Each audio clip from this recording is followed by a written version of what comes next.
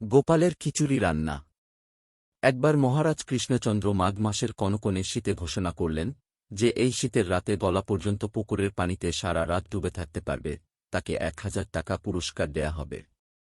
এক গরিব ব্রাহ্মণ টাকার আশায় রাজি হলেন। সারা রাত পুকুরের পানিতে গলা পর্যন্ত দাঁড়িয়ে থাকার পর সকালে ব্রাহ্মণ মহারাজের কাছে পুরস্কারের টাকা দাবি করলেন।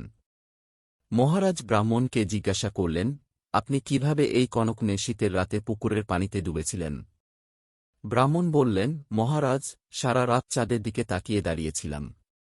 ব্রাহ্মণের কথা শুনে মহারাজ বললেন, তাহলে তুমি পুরস্কার পাবে না, কারণ রাতে চাঁদের আলোতে পুকুরের পানি গরম হয়েছিল, আর সেজন্যই তুমি সারা রাত পানিতে দাঁড়িয়ে থাকতে পেরেছ।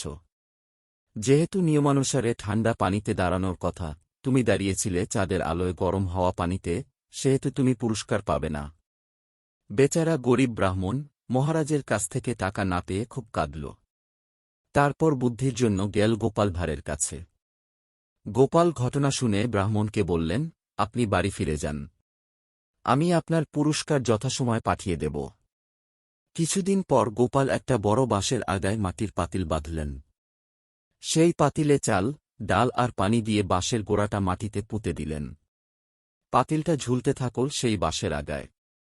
এবার পাতিল বরাবর নিচে মাটিতে আগুন জ্বালিয়ে রান্না শুরু করলেন।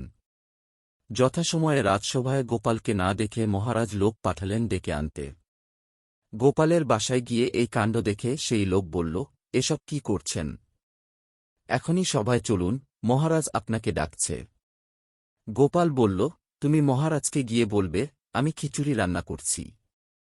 রান্না শেষ হলেই রাজসভায় যাব। মহারাজার পাঠানো লোকটা গোপালের খিচুড়ি রান্নার পদ্ধতি দেখে অবাক হল। রাজপ্রাসাদে ফিরে মহারাজের কাছে সব খুলে বলল। মহারাজ প্রথমে হাসলেন, তারপর কাণ্ড দেখতে সবাইকে নিয়ে গোপালের বাড়িতে উপস্থিত হলেন।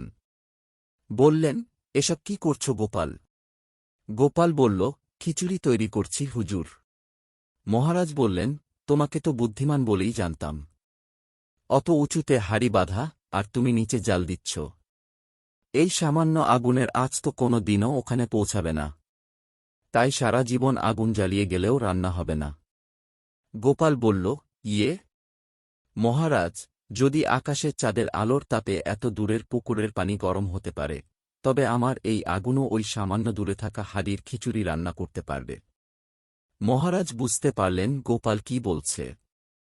তিনি নিজের ভুল বুঝতে পারলেন এবং ঘোষণামতো পুরস্কারের টাকা ব্রাহ্মণের হাতে দিয়ে দিলেন।